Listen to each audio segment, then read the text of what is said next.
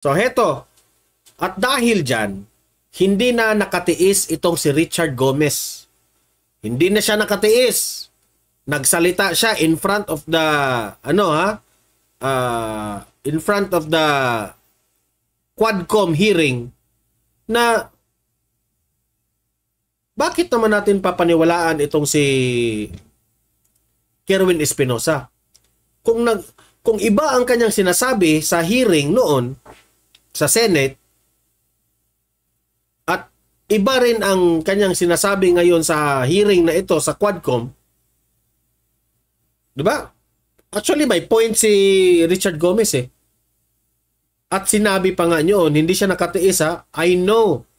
Itong si Richard Gomez at itong si Lucy Torres, I know na alam ninyo na malinis po ang ginagawa ni Duterte. Ito, pakinggan natin itong si Richard Gomez. Pasok. Gomez. Thank you, Mr. Chair. I just would like to add in their conversation, Mr. Chair. I was a mayor when the drug war. Miss Butterfly, naniniwala kasi sila sa mainstream media. Ayan. Miss Butterfly, yung ating moderator. Ayan, hello po. Was implemented, Mr. Chair. And ito, living witness itong si Richard Gomez. Kasi mayor siya noon sa Ormoc eh. Okay? Isiniwalat niya ang kanyang, nire-recall niya ang kanyang experience at that time. Makinig lahat. Let me tell you, na sa lahat ng implementation sila against the fight with the fight against drugs, hindi ka pwedeng lumapit sa drug pusher o sa drug lord at sabihin mo, pwede ho ba tumigil na ho kayo? Kasi lahat ito, all of these people, all of these personalities, they have firearms. Hindi mo pwedeng sabihin sa tumigil ka na. Ay babarili ka kagad ng mga yan. So during the implementation ng at sa totoo lang, ni-real talk sila ni Richard Gomez. Itong mga kongresista at mga representative na ito, walang mga alam. Kasi, lagi lang yung nagpa-edit ng bangko nila. Itong mga taong ito, itong mga congressman na ito, itong mga representative na ito, hindi nga ito marunong lumakad doon at yung hands-on. Sige nga, kayong mga congressman dyan, mag-hands-on nga kayo. Kayo raw, kung mayor kayo, kagaya ni former President Duterte at ni Richard Gomez, na nagha-hands-on sila sa sarili nilang city. Alam nila what's happening on the ground. Kaya nga, kayong mga representatives dyan, kayong mga tuwadcom, kayong mga bagito kayo, hindi nyo alam what's really happening on the ground. Kaya, easy lang ninyong papaniwalaan itong Kerwin at sinabi ni Garma. Di ba? Sa bagay, siguro kayo may utos, di natin alam, nagtatanong lang po kami, kasi bakit yung mga body language ng mga taong ito napaghalata na. Di ba? So sabi he's a living witness. Pakinggan nyo. Ay babarili ka kagad ng mga yan. No. So during the implementation na nanguhuli sila, at hinaharang nila to, nagkakaputukan talaga. And that is really true. That's really what's happening on the ground, mga congressman kayo. Mga tuwadcom. Hindi nyo alam. Wala kayong, sa bagay, wala kayong alam. Wala kayong alam kung what's really happening sa buhay ng mga pulis doon na nakapunta doon sa mga squatters area kung anong nangyayari. Tapos, i-blame nyo pa sa kapulisan? Isira na mga utak nito. Sad na may namamatay. Sad pati yung polis na sasama. Pero inuutusan yung polis eh. Trabaho nila, Mr. Chair, pag sinabi ng higher up sila, gawin nyo ito. They will do what they're told. And that's the reason na marami namatay. Both from the civilian, both from the police, pati na rin yung mga drug personalities. Sa totoo lang, si Richard Gomez, nagsasabi lang ito ng totoo. Na real talk sila dito kay Richard Gomez. At alam ko, kayong mga tuwadcom dyan, alam ko ha, na may maganda talagang idinidulot itong war on drugs si Duterte, pero sip-sip kasi kayo eh. Balimbing kasi kayo sa amo ninyo, kaya kayo nagkaganyan. Now, Mr. Chair, in our conversations, there are two more items that I'd like to bring up, Mr. Chair. First, when Mr. Kerwin Espinosa said na lahat ng sinabi niya sa Senate hindi totoo, that is an institution that we also have to protect. What if he will go into another investigation and he will say that everything he said here is not real, is not true? Di ba? Buti pa itong si Richard Gomez. Artista ito pero may utak. Buti nga ikaw, Richard Gomez, may logic kang ganyan. Pero yung kasamahan mo dyan sa Kongreso, wala. Wala silang utak na kagaya mo. Di ba? Ulitin natin ha, kasi maganda po itong sinabi ni Richard Gomez. Ulitin natin. What if he will go into another investigation? Espinosa said na lahat ng sinabi niya sa Senate hindi totoo. There are two more items. Ito ha, two more items na gusto niyang i-project itong si Richard Gomez, and he is concerned about this ha. Concerned siya dito. What I'd like to bring up, Mr. Chair. First, when Mr. Kerwin Espinosa said na lahat ng sinabi niya sa Senate hindi totoo, that is an institution that we also have to protect. Dapat si Kerwin, kung ano yung sinabi niya doon sa Senado at that time, dapat respetuhin ni Kerwin. Hindi biro na i-invite ka sa Senate. Sa isang hearing ng gobyerno, hindi po biro na magsinungaling ka lang. So kung inamin ni Kerwin na nagsisinungaling siya sa Senado at that time, anong pwede nating ipataw na kasalanan dito? Di ba? Nakakahiya po eh. Nagsisinungaling na si Kerwin doon sa Senate, tapos wala kayong ginagawa? Binibiro nyo lang ang batas natin? Binibiro nyo lang ang Senado natin? Sasabihin lahat ng mga sinasabi mo sa Senado, tapos sasabihin mo ngayon, lahat yun, nagsisinungaling ako? Pinaglaruan ni Kerwin ang batas, pinaglaruan ni Kerwin Espinosa ang Senado. Ano ba kayo, tuwadkom? Tapos ngayon, naniniwala ako sa my own opinion na nagsisinungaling rin si Kerwin sa mga statement niya dyan sa hearing nyo sa tuwadkom. Di ba? Asinungaling will always be asinungaling. Yan ang tandaan ninyo. What if he will go into another investigation and he will say that everything he said here is not real, is not true? Correct. So, ano yung pinanghahawakan natin lahat in both institutions of the Senate and the Correct. You are very correct, Richard Gomez. House. And second, it was Colonel Marcos who was head of the CIDG in Leyte at that time during the killing of the father of Kerwin Espinosa. And ang haba ng sinabi ni Kerwin, but we haven't heard yung side, Mr. Chair, ni Colonel Marcos kung ano yung masasabi ni Colonel Marcos regarding sa mga nangyari sa event ng pagkamatay ng father ni Kerwin Espinosa. So, Mr. Chair, will it be possible to hear aside from Colonel Marcos against sa sinabi ni Kerwin so that we can hear both sides?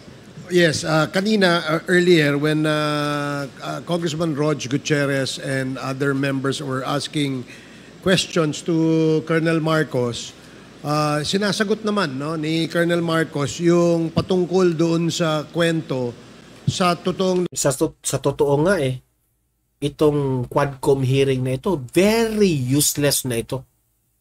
Alam ko naman si Martin Romualdez ang may utos nito para buhayin itong war on drugs na hearing na ito. Walang iba. Si Martin Romualdez ang may utos nito. Very obvious. Nangyari doon sa loob ng kulungan sa Leyte. Bye-bye. And somehow he has already given some information to the committee as to kung ano naman yung side o yung version ng story on the side of Colonel Marcos. Alam nyo ha, sa totoo lang, ayoko na lang pakinggan yung mga sinasabi ni Barbers eh. Ang point ko dito ha, alam ko, ha, kayong mga taga-kongreso dyan, alam ko na marami pa kayong naniniwala kay former President Duterte. Ako po mismo, bilang isang vlogger at lahat ng mga nanonood ngayon sa Donmar TV, ha, I will represent myself, ha, as the voice of this taong bayan na nanonood ngayon sa aking channel at nakasubscribe po sa aking channel. Nananawagan po ako sa mga kongresista na naniniwala po sa kabutihang ginawa ng ating former President Duterte na lumabas na kayo. You start to speak out. Ako mismo ang magsasabi sa inyo, mananawagan kami mga taong bayan na kayong mga nanatiling matino dyan sa Kongreso, you speak out now. Speak out sa katotohanan. Kasi itong mga tuwadkom na mga representatives na ito, alam ko kontrolado ito ni Martin Romualdez. Huwag na tayong magbulahan. You have to speak out. Yung mga natitira nating mga matitino na congressman dyan, you have to speak out. Why? Kawawa ang bayan natin kung hindi po kayo mag-speak out. Lagi na lang tayong ganito, pamumulitika, siraan ang siraan. Si Bato at si Bongo, nananahimik yan, pero dinadawit nila sa quadcom na ito dahil alam nila na mananalo ito sa eleksyon. Pipilayan nila ang mga kaalyado ni former President Duterte. Pipilayan nila dahil takot sila makabalik ang mga Duterte. Yan ang totoo. Huwag na tayong paligoy-ligoy pa. Okay? Alam natin na ito si Martin Romualdez, ha? Ang dahilan bakit nabuhay muli itong hearing ng EJK na ito.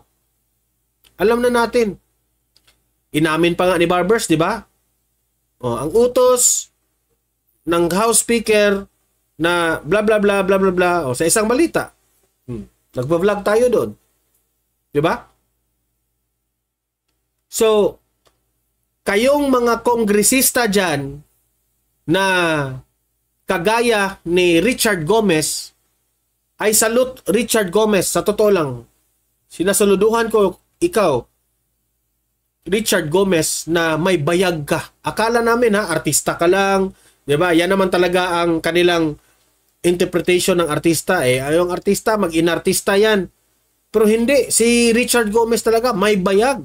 Hindi po siya takot sa presidente, hindi po siya takot sa First Lady, hindi po siya takot sa House Speaker, hindi kagaya ng mga tuwadkom representatives na mga sip-sip at mga takot kay Martin Romualdez. Ayan, si Richard Gomez po speaks out for the truth kung what's really happening the time former President Duterte solve the issue about the war on drugs. Ako, Celeste Saito, hello po. Nakaka-proud yung ginawa ni Richard Gomez. Believe ako sa isang kongresista na marunong po gumamit ng kanyang prinsipyo.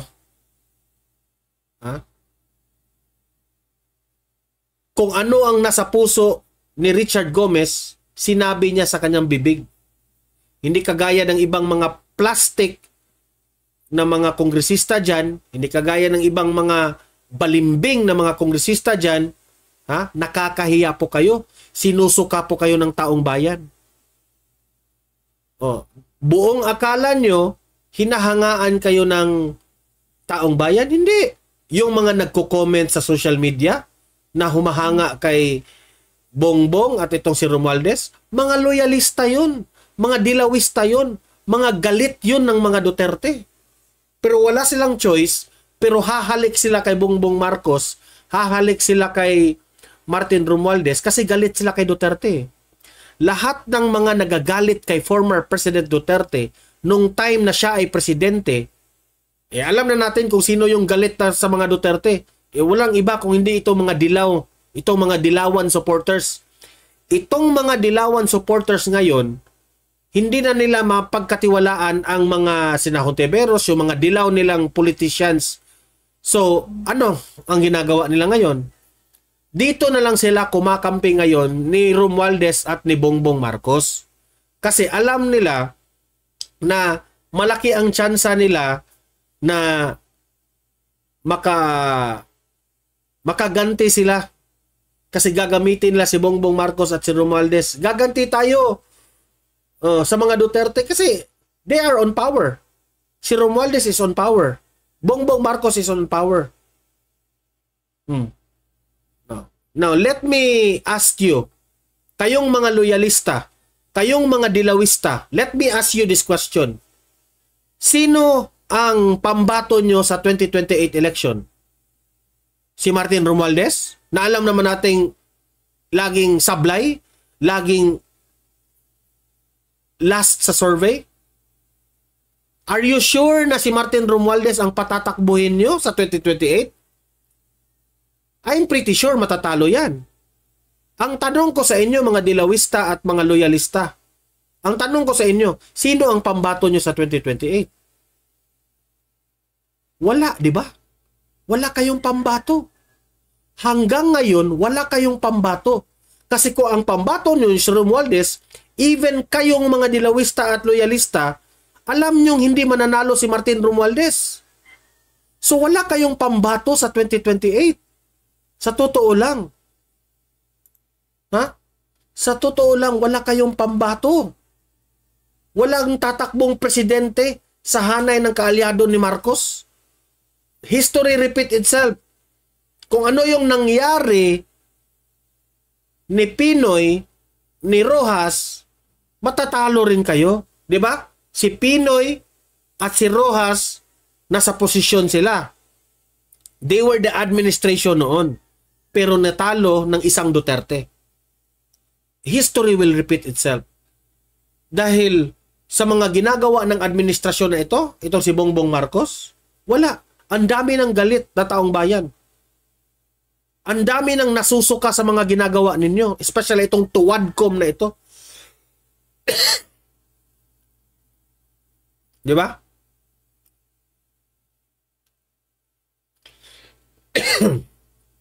So mag-real talk tayo dito. Kayong mga dilawista, kayong mga loyalista, hanggang ngayon wala kayong pambato sa administrasyon. Pero kaming mga DDS meron, si VP Sara. Alam namin na mananalo si VP Sara. Now, I will ask you again, dilawista at mga loyalista. Sino ang pambato ninyo sa 2028 na matatalo nila si VP Sara? Yan ang malaking tanong. Sinong makakatalo kay VP Sara sa hanay ninyo, mga dilawista at loyalista? Wala sablay na kayo Kaya, ang ginagawa nyo ngayon, walang iba kundi pilayan nyo ang mga Duterte. So wag nyong wag nyong ilinlang ang taong bayan dahil ang taong bayan po mulat na mulat sa katotohanan. Gising na po ang taong bayan. Kahit anong paninira ninyo, kahit anong mga hearing nyo dyan, hindi na kayo pinapaniwalaan ng taong bayan. Yan ang totoo. Huwag na tayong magbulaan. Di ba? So, iyak. Lahat ng mga bashers dito, na mga nanonood na haters ni Duterte, alam ko kung sino kayo. Dilaw kayo. Huwag na tayong magbulahan. Dilaw kayo. You just take advantage na kaaway ngayon ang Marcos at Duterte. Kaya kakampi kayo kay Marcos. Utot nyo. Utot nyo. Utot nyo. Sa totoo lang. Utot nyo talaga. Mga talunan kayo Dilawista. Ha? Kayong mga dilawista. Dilaw. Kayong mga dilaw. Mga pinklawan. Kakamping. Utot nyo. Utot nyo talaga. Mga talunan. Huwag kayong kumampi kay Bongbong Marcos. O kayon. Todo kayo batiko sa Duterte, ganun. Mga dilaw, huwag nyo kaming bulahin. Mga dilaw kayong umiiyak noon dahil talunan kayo. Yun ang totoo. Iyak. Oh. Hindi na kami ang taong bayan po, ang DDS ay ang taong bayan, ha?